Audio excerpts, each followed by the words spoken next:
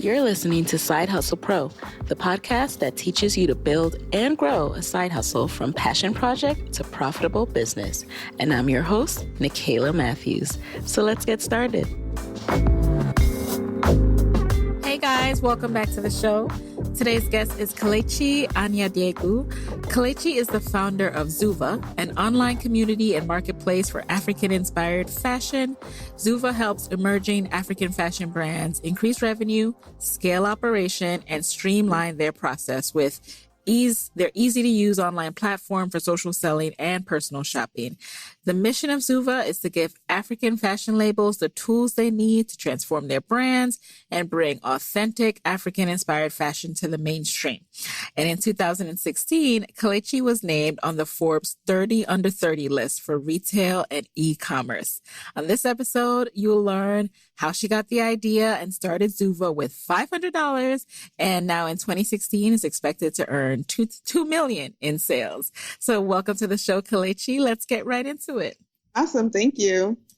It's so great to have you. In the pre-chat talked about how I've been meaning to reach out to you since I saw you at the Blavity Empower Her conference.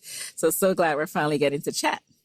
Cool. Yeah, let's do it. Great. So let's talk a little bit about your upbringing, because I know that had to influence the entrepreneur you are today. What was your childhood like, and what do you think influenced your entrepreneurial drive? I grew up in Jersey. Both my parents are Nigerian immigrants, so they came here in the 70s, 80s.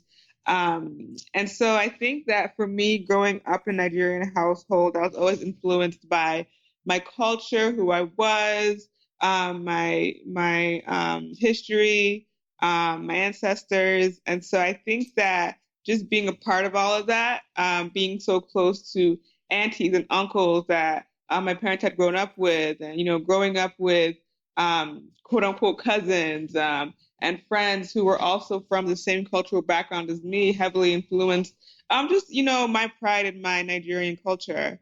And so I think that, and then, just watching my parents, my dad moved back to Nigeria in the early 2000s to start his business. Oh, wow.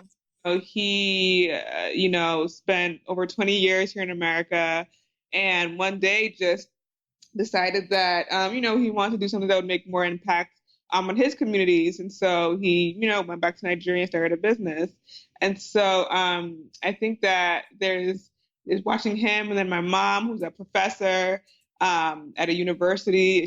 She's a professor currently at Michigan State University, and just watching her and, just always listening to how brilliant she was and the way she talked about African economies and African politics in the books that she wrote. And seeing her run African studies centers, I think I took them the perfect blend of both of them, of just really just watching and just being inspired by the work that both of them do.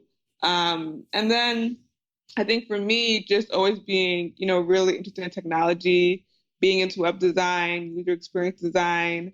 I went to a bunch of, when I was a kid, I went to a bunch of these summer camp that had to do with newspaper layout and stuff like that. I've always just been interested in just the ways that people kind of visualize media. And so I think going into college, I studied media arts and technology, which is a pretty broad major, but I learned about web design, Photoshop, and just kind of the really front end creative side of things. And so, I took that into grad school. I studied user experience design. And then, just one day I decided to use those skills in kind of front-end design and marketing, social media, and combined it with my love of fashion. I've always been a mini fashionista after my mama, because she's definitely a diva. And I've always been called a fashionista by friends and strangers and coworkers and everybody. So, I found an opportunity to be able to mix kind of my love for fashion with my love for Africa, and do it in a way that would, support designers globally and give them an opportunity to, really create impact for themselves and for people around them. That's awesome. And before we get into more about your startup process, can you tell us more about how Zuva works for those who haven't used the site? Yeah, I mean, Zuva is a multi-vendor marketplace. So it operates like an Etsy or an Amazon or an eBay. Designers, they go on the site and they create independent storefronts and they upload images of their designs. Um, and then consumers can go and shop these designs and they place an order, get to them maybe 2 to 3 weeks later. And then, yeah, I mean, we use social media and social selling to heavily market and to tell those stories globally. So walk us through the creation now. I've read, you talked about being a fashionista, and I've read that the idea started with just, getting tons of compliments on your clothes. And after a while, it just kind of clicked for you. Yeah, I mean, I think that growing up, I've always loved, representing my cultural pride by wearing African-inspired pieces. I remember when I graduated from college, I had a piece that was made for my graduation. I would wear pieces to class, to work, to the mall, wherever. And people always ask me about it, like, where do you get that? I've never seen anything like that before. And I guess I never really realized how spoiled I was. I would have aunties who would bring for me from Nigeria, but it clicked on me like just how inaccessible these pieces were to people in Western markets. Not everyone has aunties in Africa who can bring them these pieces, and there's not a lot of places, physical or online, where you can go to purchase these pieces and be confident in what you're getting. So I want to create a solution where people could feel confident in their purchases, and also just get to know, the designer that they're purchasing from. So what were some of the first steps you took to take Zuva from idea to brand? The very first thing I did was start the social media. I started Instagram and Facebook. I think Instagram caught on much more quickly. I just went at it. I just kind of started using pictures and hashtags and was refining and learning and looking at comments and looking at likes and just, continuing to find ways to really gauge engagement and, really looking to how to continue to gauge what people really wanted. And so, yeah, which is kind of heavily on social media, posting 6 to 10 times every single day, and just continually getting that feedback. And so that was like the first 6 months. Okay. It grew the social media, Instagram especially.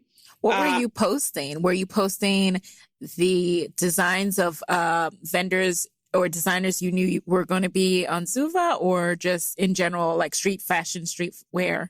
Yeah, I was just posting random street fashion, things that I would find on the internet, on using hashtags. I posted that mainly for the first 3 months.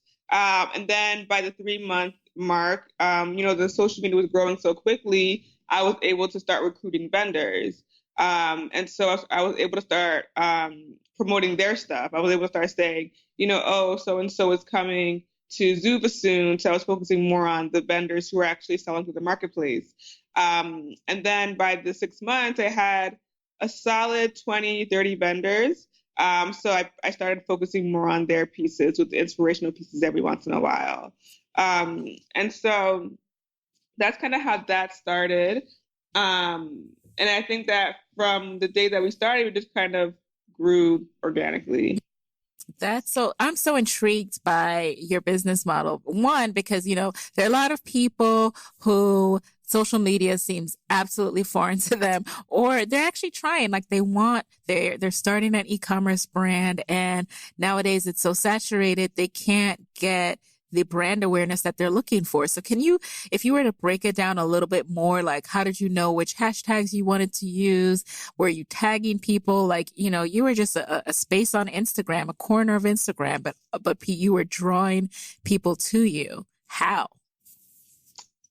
I think that it has more to do with my background than anything. I think that um, having that eye for aesthetics and design and fashion, and just coupling it with um, technology, I was able to have a really good eye for what people liked. So I think that, at the end of the day, it really just comes down to the content.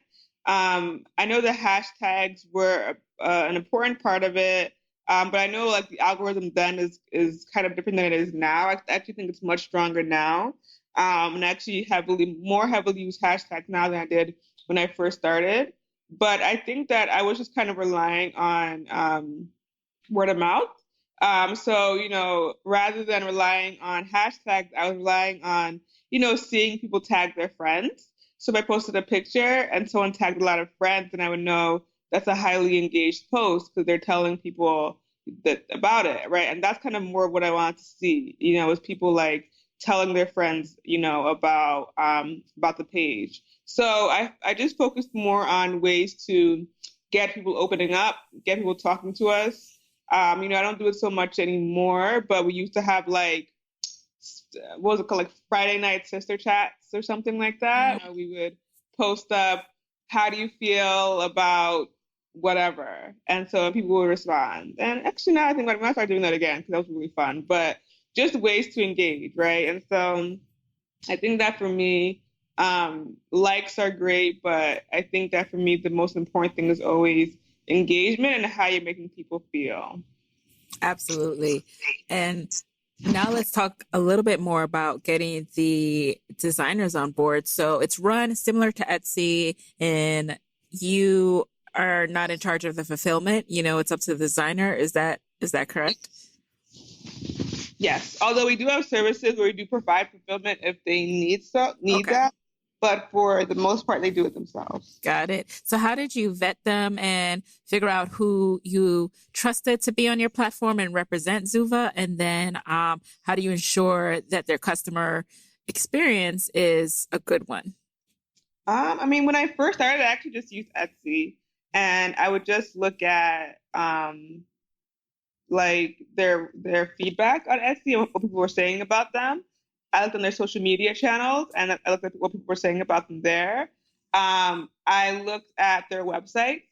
I looked at, kind of how they presented themselves. Because I think that, when we first started, it was a real chicken and egg problem.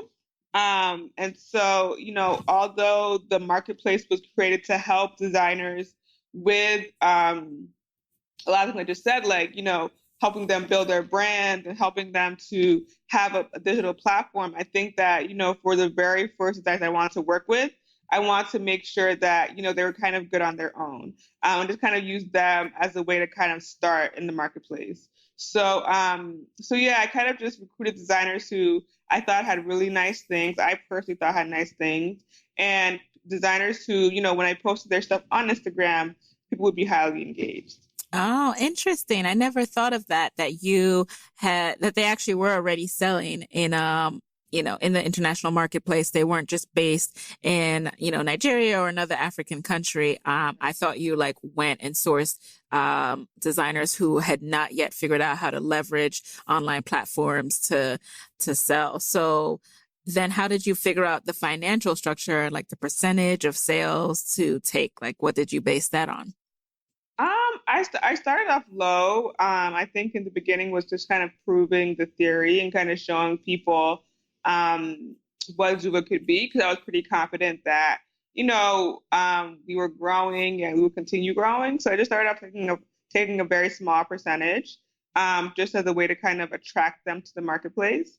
And then, after like the first year of doing that, I was able to create the use case where I was able to, double that. And, they were okay with it because, they, were still making revenues through the platform. And so, yeah, I think that for a lot of them, there was very little risk for being the marketplace. All they had to do was upload their pictures, and if people bought something, they sent it. If not, there's nothing to hurt them. So I think that from the beginning, I just tried to really de-risk it for them. but still make it worth their while. Ah, and then for those that were not able to handle distribution and fulfillment themselves, how did you determine how you're going to do that for them? And how do you do that for them? So we're actually launching a service in the new year, a fulfillment service. So where designers send us their pieces and we fulfill for them. So we have an office here in Atlanta and a little fulfillment center. And so every time an order comes in for one of their pieces, we fulfill it for them. Oh, interesting. And so how'd you figure out the best shipping model for international shipping and which vendors to use, like DHL versus, another vendor? I mean, we just based it on designers or based on shipping, which that gave us the best deals and who we felt like, really was looking to, create a good relationship with us. So yeah, for us, it was a no-brainer. We just kind of went with naturally, what made the most business sense. Got it. I have a lot of people we have a Side Hustle Pro Facebook community now, and people have reached out to me separately. They want to learn more about different e-commerce ideas that they have. And I would be interested to know, your business is no easy feat, but you've learned a ton, I'm sure. What are the best practices for international e-commerce that you could offer to our listeners? I would say the most important thing is to know your audience. I think that, people think we can just market to everyone, but it's important to think about the mindsets of different consumer segments. So I think that, for where we are right now, we're focusing on a very targeted consumer segment, but there are so many more that we hope to target in the new year, and we hope that will contribute to growth. So yeah, I think that it's just very, very important to realize that people have different attitudes, different thoughts. They think about things in just ways that you might not even expect. So it's just important to elicit that feedback from them. Amen. And speaking of knowing your audience, knowing your target, when it came to things like Facebook advertising, were you targeting simply based on lifestyle interests or, ethnic and demographic information or all of the above? I mean, for our initial consumer market, it was really based more on just interest, what they like to read, who they looked up to, what they were talking about. And I think that gave us a really good start because it was a very strong market. But I think that, yeah, we're at a place now where we're exploring new segments and new markets and new ways to grow, but doing it in a way that, still is engaging our current market. So it's a fine line that we're kind of playing because we want to make sure that we're not forgetting about the current market that we're serving, but also that, we're putting the pieces in place to be able to grow and scale. Mm. Definitely a fine line to branch out, but yet still serve that core audience. I'm glad you mentioned that. And let's switch gears a little bit to talk about you, Kelechi. Before you became the founder of Zuva, your background is in digital media marketing and online community management, right? And so you touched on social media, but you kind of had, a head start, like you were working in this industry. So tell us about that background and how you started Zuva. Was it a side hustle at this point, or were you a full-time student? Yeah, when I started Zuva, I was a student. And so it was kind of, I guess, more of a side hustle. I was in grad school during the time in Pittsburgh. But I didn't really like grad school, so I left. I think that throughout grad school, I didn't really feel like I wanted to be there. So I kind of always had like side hustles. And so I was working in social media marketing and digital media. And that kind of gave me a lot of experience that I needed to kind of have the skills I needed to start Zuva. That was 2013, I think it was when I initially had the idea. 2014, I had left Pittsburgh, moved to Jersey, um, because I wanted to be closer to the city, and I thought that would be better for the business. And luckily, I had family there, so it was easy going in and out of the city and doing what I needed to do. And then yeah, I lived in Jersey for 2 years, and I lived at home for 2 years, and I kind of used these 2 years, kind of wearing many different hats, kind of doing a little bit of everything. Were you working or still in grad school at that point, or just completely? I was transferred to a different grad school. Okay. And so because I had like one semester left and my parents really wanted me to finish.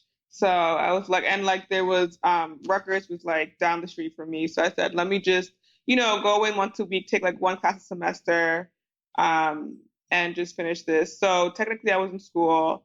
But I was like more of my time was focused on Zuva. So it was like 80% Zuva, 20% school. And so I finished grad school earlier this year.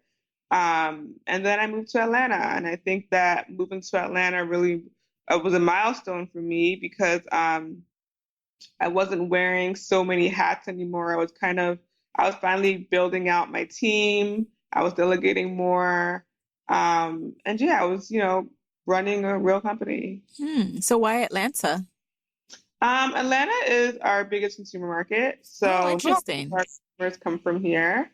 So it just made sense and it's cheap. Definitely cheaper than New York, New Jersey. So something you said stuck out to me. So you're finishing up grad school for the parents, good old parents. And then it seems like you just made the full-time entrepreneurship leap. Like, did you ever think about getting a full-time job to hold you down while you started Zuva? Or by then were you starting to make income?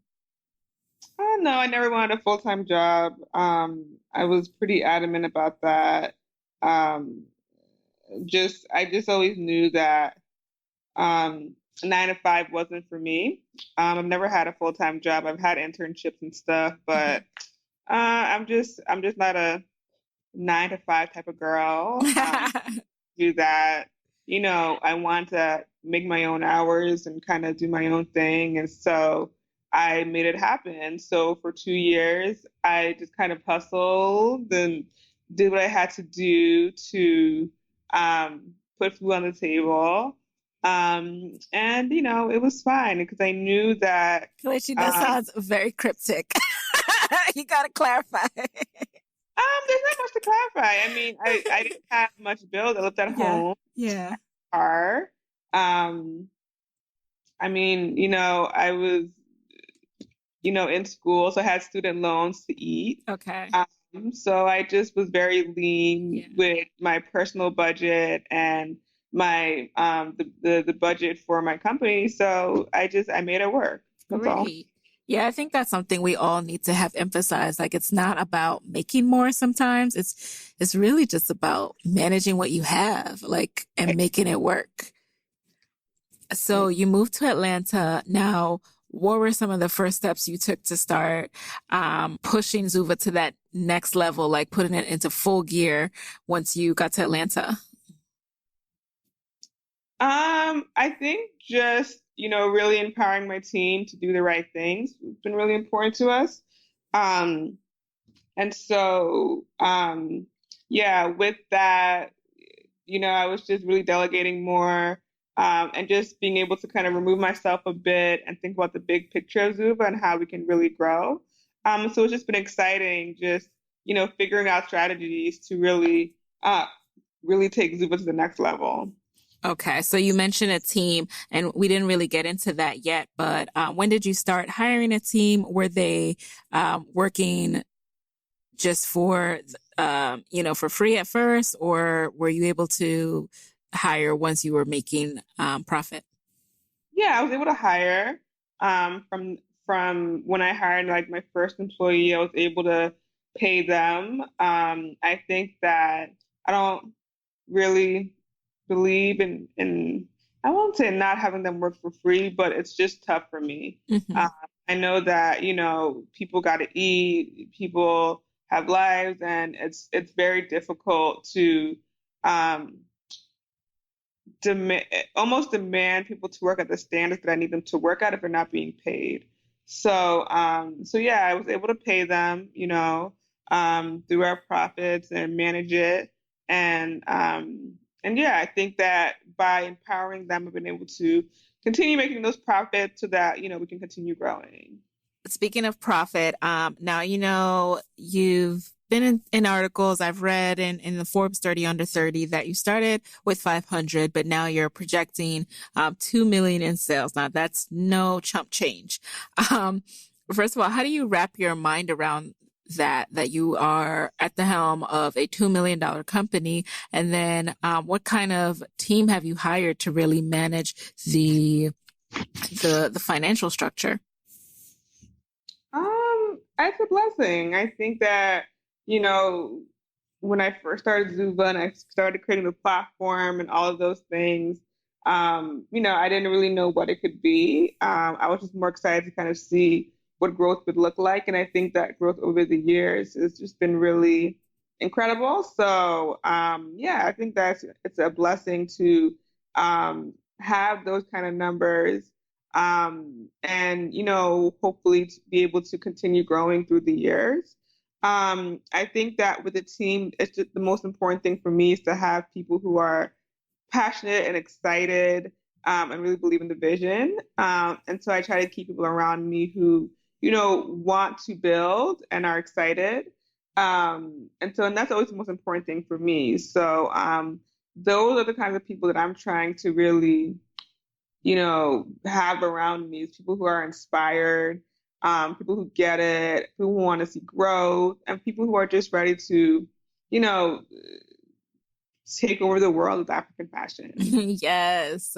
Um, Going back to the sales for a second. So about how long did it take before you started to reap that profit? And then what were the first things you invested back into your business? It took about a year. And I mean, I think that where I saw the most efficient way to invest was into marketing. Hmm. Um, I think that, luckily, knowing who our audience was, I was able to invest it into the right types of marketing, and, targeting the right types of people. So yeah, I was kind of able to take what I learned and on Instagram and, through, people who followed us on Instagram and, just continue to hyper target people within that consumer segment. Do you focus on email marketing as well? And how do you think about your sales funnel? Yeah, no, email marketing is also really, really important for us. I think we're doing a couple different things.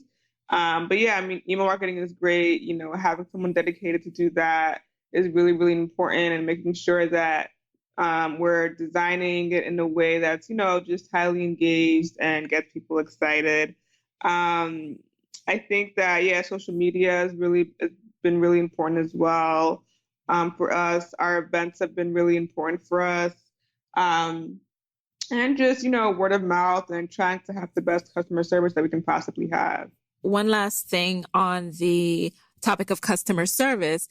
What have you learned about hiring throughout this process? I know you want to hire people who are really passionate, but are there any other tips that you can help new entrepreneurs who are trying to move their business forward and at the same time find the right team? I would say just be cautious of people just who aren't really ready to work. I mean, I get approached by people all the time who, want to be part of Zuva and do this for Zuva and do that, but they don't really understand the work that's involved. So I would say, really find someone who matches your hustle and matches your spirit, and, someone who's ready to get down to the nitty gritty, and someone who's just not, into like the flashy kind of sides of having a startup, but are really ready and excited to work. Oh, yeah. Oh, yeah. I think I'm glad you mentioned that because would you say that it is a red flag when someone is just more excited about like your business and the press it's getting? And so I mean, obviously you want someone who's excited, but how can you differentiate when they're excited and ready to get down or when they're just wanting to be a part of the it thing?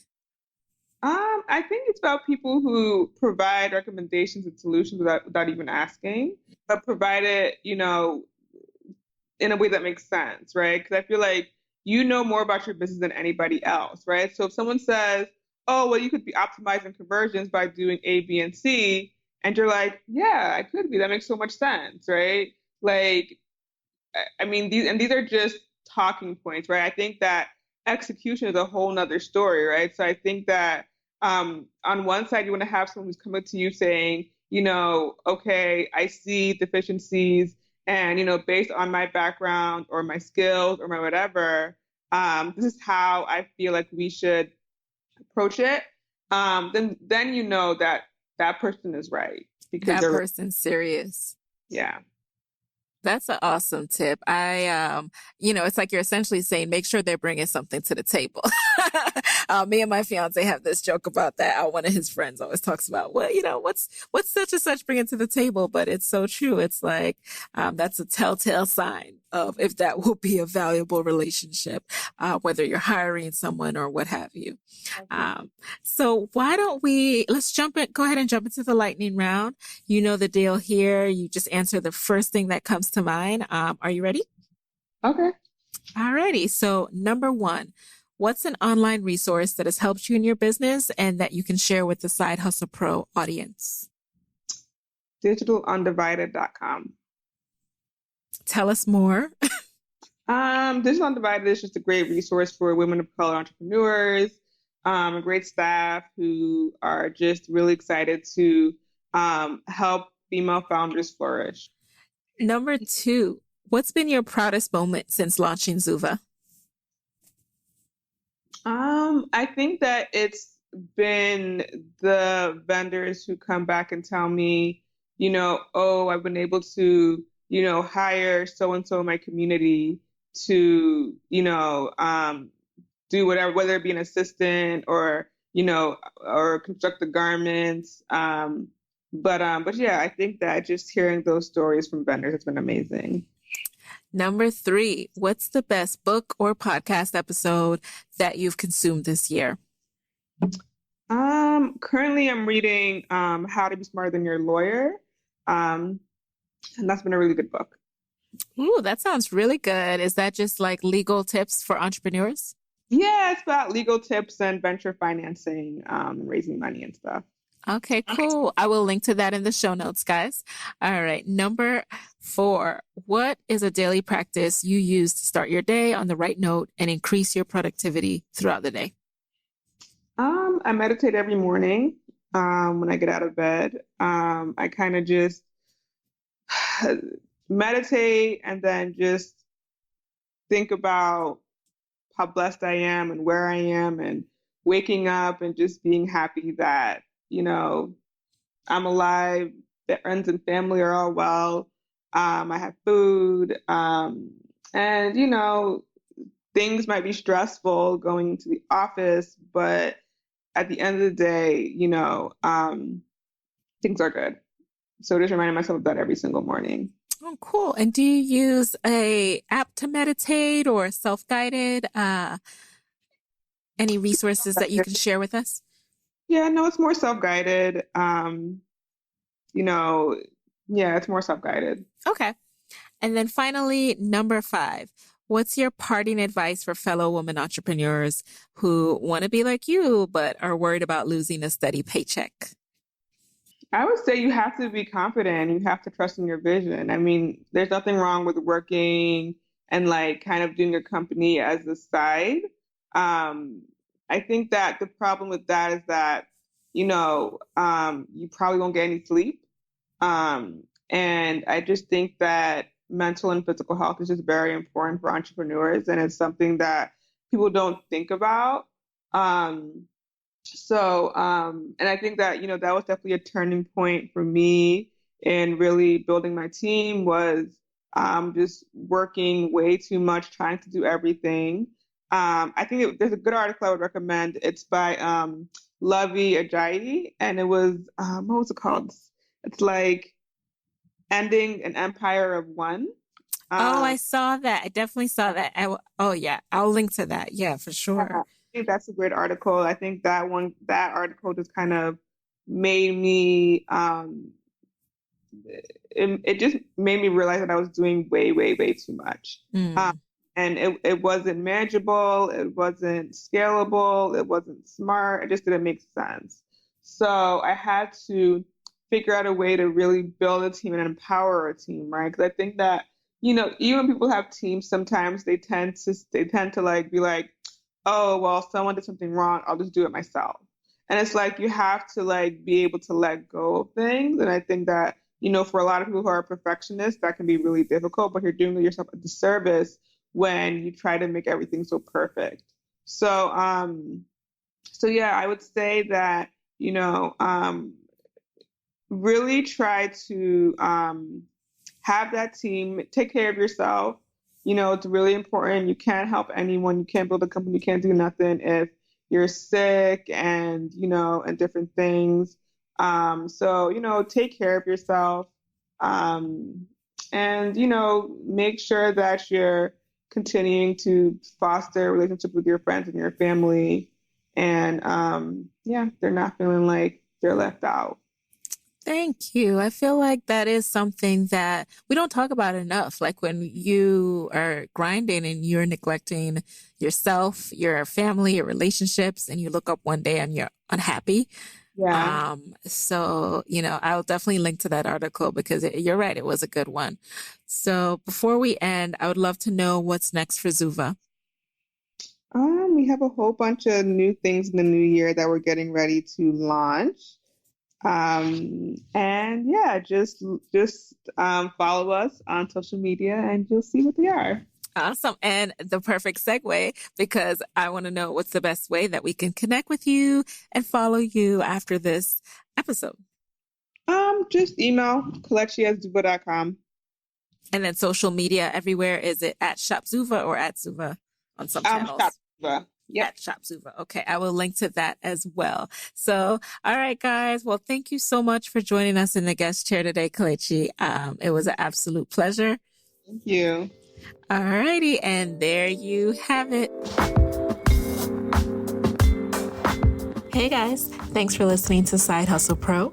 If you want to hear more from me, head on over to sidehustlepro.co/Side Hustle Corner to get my weekly Side Hustle Diaries chronicles about my own journey from passion project to profitable business. And if you want to find me online, I'm at Side Hustle Pro on Instagram, Twitter, and Facebook. Don't forget to join the Side Hustle Pro Facebook community. Go to sidehustlepro.co/mastermind. And as always, if you love the show, do me a favor and subscribe, rate, and review on iTunes. Thanks, guys. Talk to you next week.